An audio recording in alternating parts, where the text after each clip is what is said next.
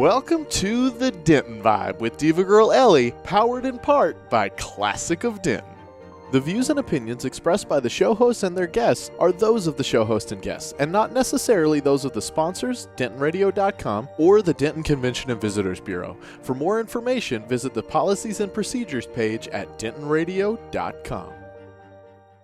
Thank you for joining us here on the Denton Vibe with Diva Girl Ellie here at DentonRadio.com. I hope you guys are having a great week so far.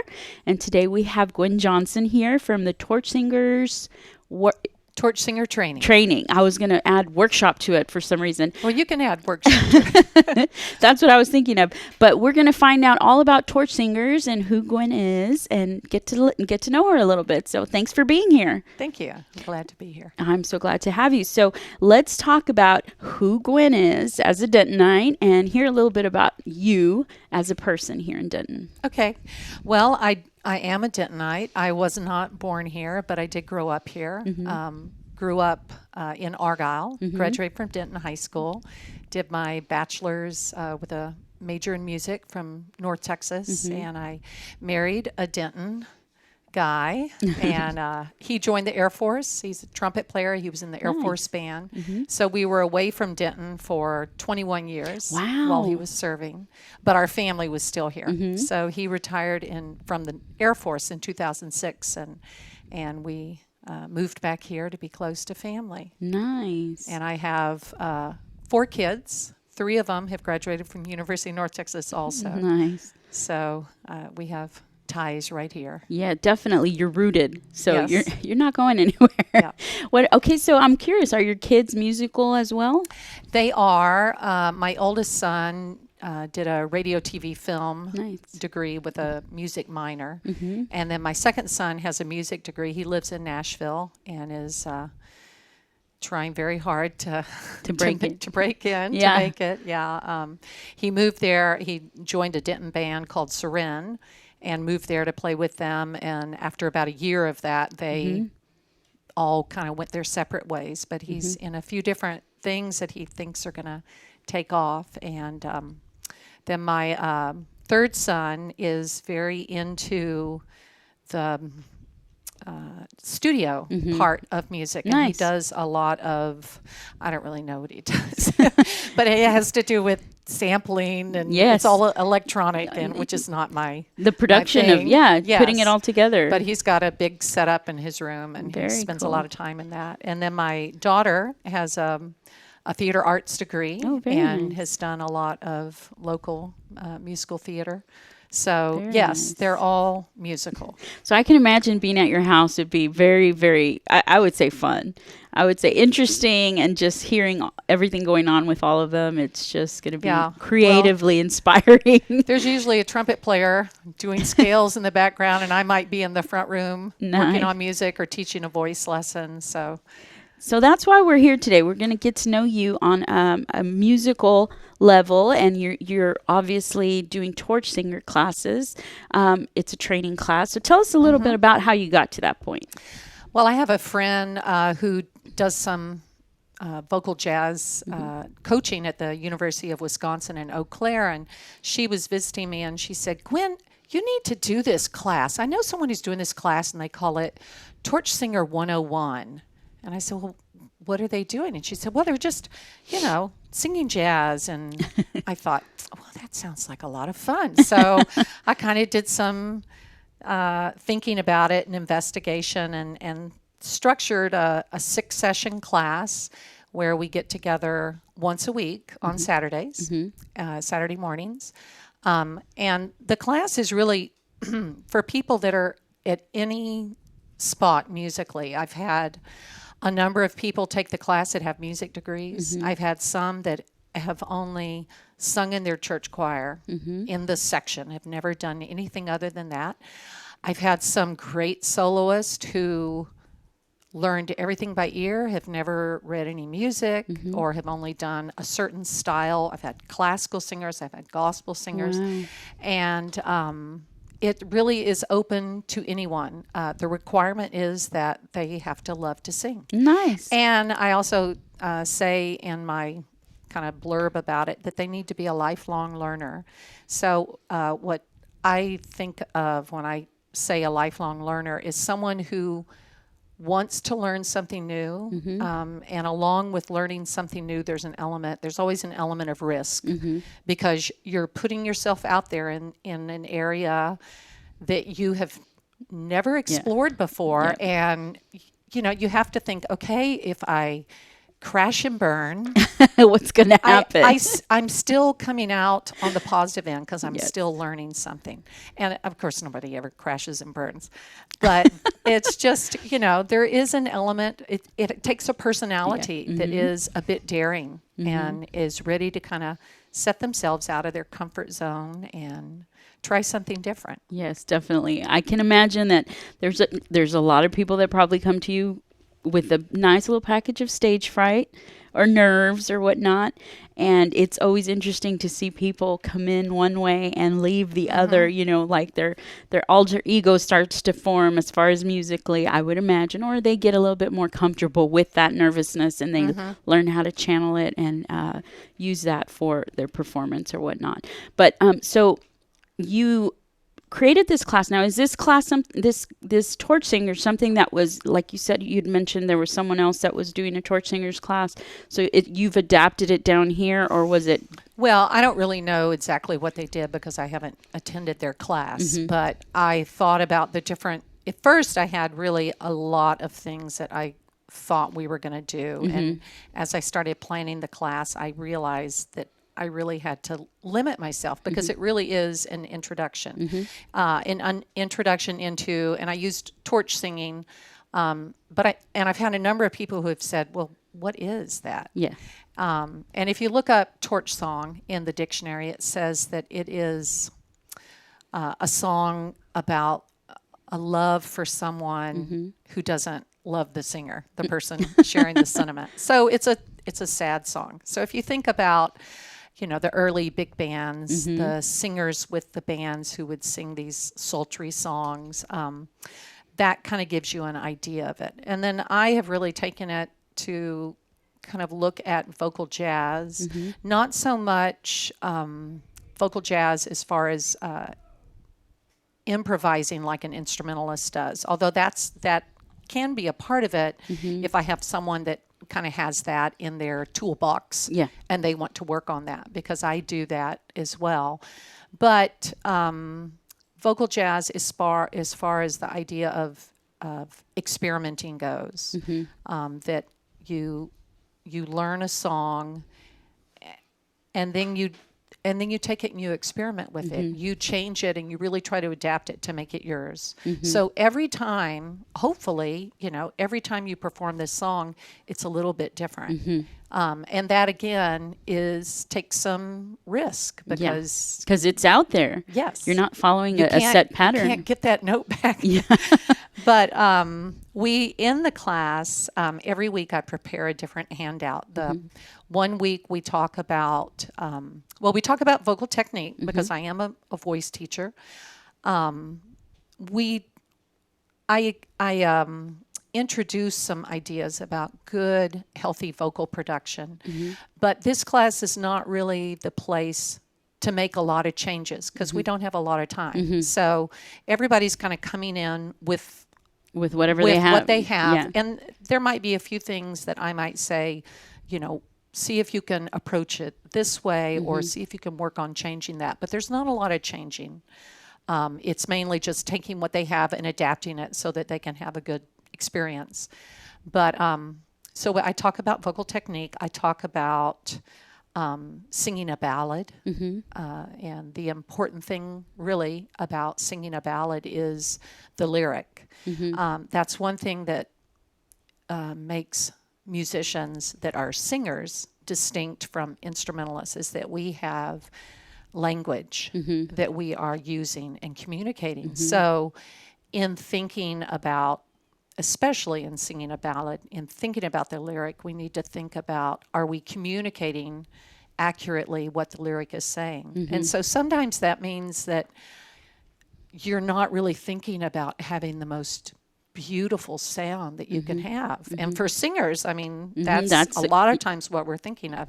So maybe sometimes you sacrifice the beauty of the sound to Emote. yes, to show some distress or some heartbreak or some angst.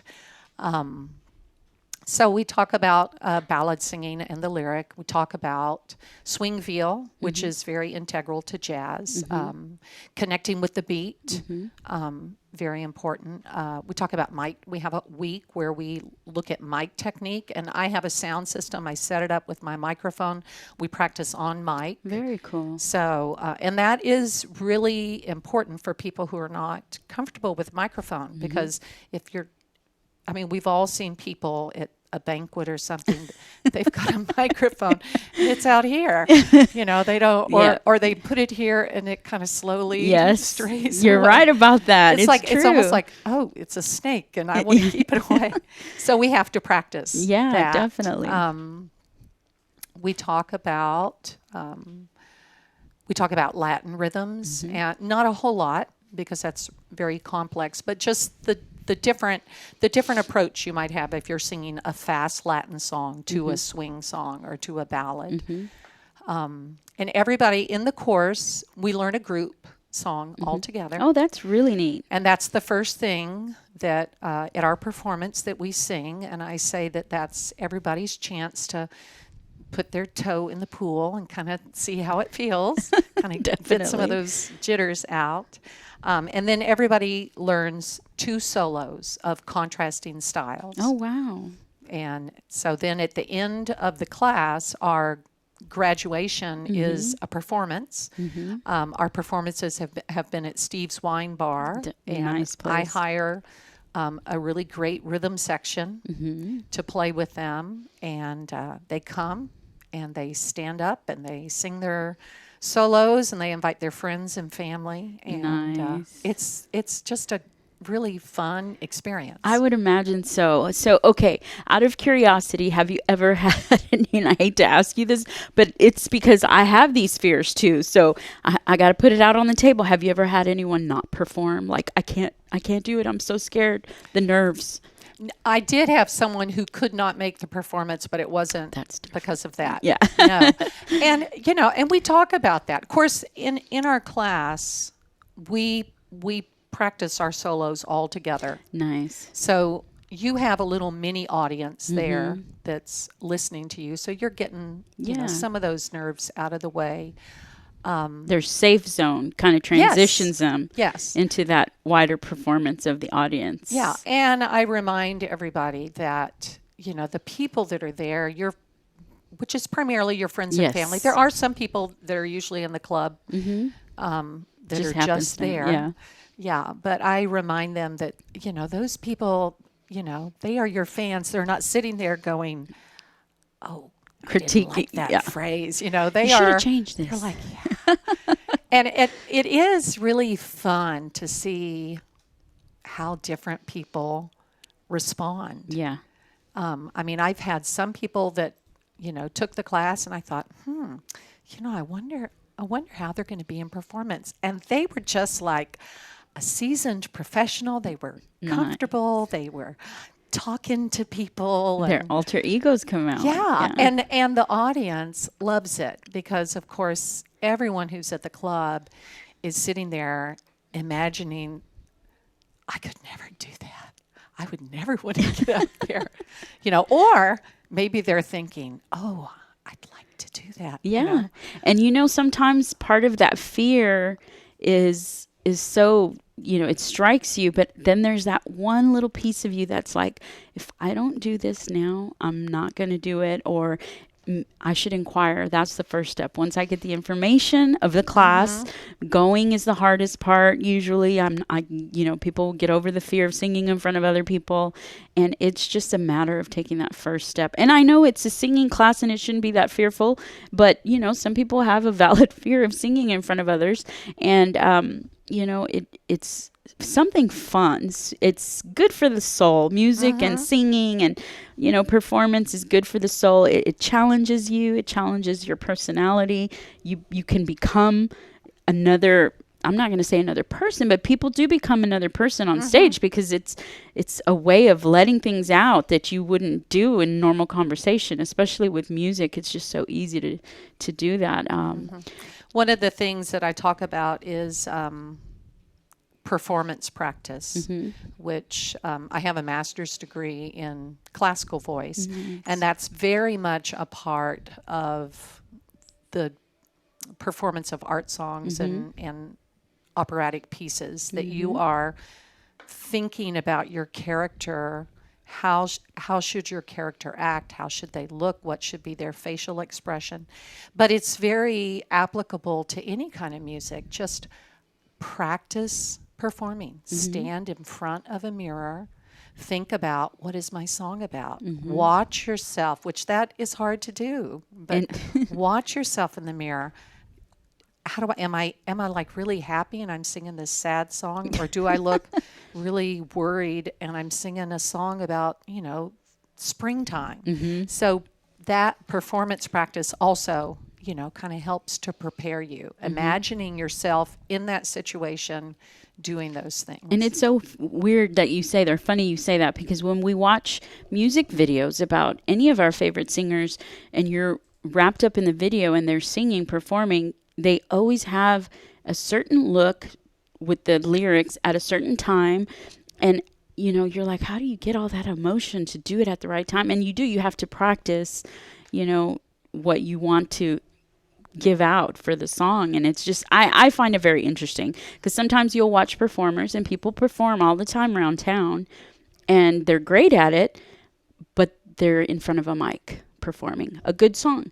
And then you have other people who just completely grab that song and they just put their style, their emotions, and they twist it into something. They're like, here's what I'm giving you. And so it's like, wow, there's a huge and not that one is better than the other. They're just, their stage presence is just so demanding of our attention. And so I'm always like really wrapped up in performers that can do a good stage performance. It's always very neat to see that happen. There's some portion of acting in that. Definitely. Setting yourself aside and saying, I am this character in this song. This is who I am right now. So it's not me, voice teacher, mother of 4 children, it's me, connecting with my audience definitely in this song. So, okay. Do you do a range of different, you did say different types of music do you cover, and they get to pick their music? Yes. I mean, we do it together. Okay. So I help them and advise them. Some people come in with an idea of, I want to do this and this. Some people come in and say, I don't know any of this type of music. Or maybe they'll come in and they'll say, I'd like to do this song, and I know it's a song that they've sung before. And so I'll say, okay, yeah, you can do that, but let's change it up a little. Let's do it like a Latin, with a Latin feel, or let's do up-tempo swing instead of a ballad. So something that, if they're an experienced singer, I don't want them to just come in and do what they're already comfortable with. I want them to feel like that they have developed and grown from the class. Definitely. But it could even be a pop song. I mean, I think you can take any song and make it experimental is kind of the idea that I have, that you learn it, or maybe you're doing a cover, but you're not going to do it the normal way. Yes. Yeah. You're not going to do it a cover. I mean, that's cover bands. Cover bands, you want to do everything just the way the recording is, but that's not what we are looking for in this. We're looking for that personal development. And that's so funny that you say that too, because lately a lot of singers have been taking the music to a new level. I mean, it's been done before, I know that, but you see it more now because of social media. And one of my favorites is the Postmodern Jukebox, which one of my favorite songs that they took, and I believe her name was Haley, and I cannot remember her last name right now, but she did Creep, which is obviously an old 90s song. And don't quote me on the 90s thing, but it seems to be the right era at this moment. And when I heard her sing that, I was absolutely floored at her performance, because she took just a typical, it was a very popular song, but she took almost like a grunge song and just beautified it to the point I was just like, oh my gosh. And I do recommend y'all going to see that if you haven't seen it. It's a beautiful rendition of it. And you see it more often now when I have a few friends that actually do that to their music. And I'm just like, where do you come up with this? How do you twist it? And it's just a matter of, I believe, because sometimes even when you're in the car singing, your voice trails off, or you're thinking you can add a little la here or whatever. And so it's just that expanded. And then you get comfortable with it, and then you get bold with it, and then, you start getting a little bit more creative. But I always find that so amazing. I think it's beautiful when they start improvising with their own style and out of the box singing, But I do see that more often now with social media. I would love to dig into that too a little bit more to see what you guys come up with and go to your performances and hear some of that. That would be really neat. So, you say typically your classes are what would they be looking into, or what kind of class would it be for anyone that wants to come in? What does the class look like to them, aside from, I know that you have other people there, so what's kind of frame it out for them? Okay. Well, the class meets at my house, which is here in Denton. And I do Saturday mornings, 10 to 12:30. And so we come together. Everybody gets there. I have, coffee, because I always have coffee or tea. And we start out with just some simple warm-ups, getting the voice warmed up. We expand. There's a set of CDs. It's called Funky and Fun. These warm-up exercises that are not really jazz. They're really kind of more poppy, groovy. But there's a rhythm section. So I'll put on, maybe I'll choose a few of those that we're going to do and put those on, and we do them, and really try to get people comfortable. Close your eyes if you want, to feel like you're connecting with the beat. Move your body. Make sure that there's not a lot of tension. So we do some warm-up, period. Sometimes a couple classes we've done a little bit of what's called circle singing, which is something that Bobby McFerrin developed and did. And it really is literally standing in a circle, and I'm the leader, so I'll maybe give some kind of a little da da da da ba ba do da ba da ba ba ba ba do ba. Well, I'll be singing that ba do ba ba do da da do da. So maybe I'll point to someone and say ba do da da do da ba do da da do da ba da da da da ba do da ba do. So we kind of set up these different grooves, and it is, kind of music of the moment. So, I mean, partly it's me like, okay, what can I think about to have them do? And, maybe I do something and I have somebody doing it, and it's like, okay, wait, that's a little too complicated for them. Okay, here, stop. Ta-da. And we start again, and we just kind of go around the circle, and everybody's singing a part at the same time, and we just kind of layer it. Nice. And it's a fun experience that probably most of us haven't done, unless maybe you've been in a choir sometime and they've done that. We do some. I talk about give them my weekly handout. We read through that, discuss that. Usually every week we'll do some listening. Like on the week that we talk about ballads, I'll pick a ballad, and I'll have found 3 different singers, and we listen to them do it, and we talk about, well, what was different? And typically I try to find sort of like singers of different eras or that are approaching it a little differently. Well, what was different? And it's very much just personal. It's not like this person was right and that person was wrong. It's personal taste. What do you like? So, and that's partly, thinking about in your own performance, listen to different people. Oh, I like what that person did. And because all of us, all of our styles, we're all listening and learning and taking different things and putting them in our own toolbox. So then we have our listening portion. Then the first thing that we learn all together musically is our group song. And then we began to work on our solos and listen to one another. And I work with everyone, individually, but we're all right there listening and commenting. That's a pretty neat experience, I would imagine, because you do, like I said, you have that moral support, or you get your comfort zone prepped while you're learning the class and whatnot. So, and then you have the big performance. Yes. The last Saturday class is a dress rehearsal. So I bring my rhythm section in to my house that morning, and so everybody has an opportunity to practice their songs with the rhythm section and feel like, okay, I'm a little better prepared. And then the following day, on Sunday evening, we do our performance, our graduation.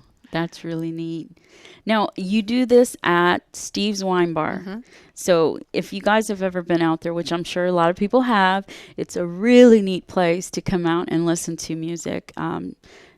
Any kind of music, but it's just a really neat place, and I love being there. Every once in a blue moon I'll get a chance to go in there, but it's a great setup for that type of experience. So I'm sure it adds to the authenticity of their experience with your class transitioning out to, a live performance. It's really perfect for that, I think. So I'm sure Stephen and Karen love having you guys out there. Yeah, it's been great. I sing at Steve's once a month. And so when I did my first class, which was about almost a year ago, I told Steve about it, and I said, could we do our performance here, on a night that he doesn't normally have live music? And so we do it on Sunday evening also, because Sunday is not as busy a day for him. So there's space for people to sit. He's going to be moving to a bigger Congratulations place, to them. That'll be great. Yeah. But yeah, Steve and Karen have been just real supportive. And after the very first class, Steve came up to me and he said, "This was such a great experience." Nice. He said, "I found myself feeling very emotional about what these people were doing." That's awesome. And then, like this last class, I asked, how many of you are here for the Torchsinger class? And it was most of the people there. But then I said, how many of you don't know what I'm talking about? And there were, maybe 6 or 7 people in there.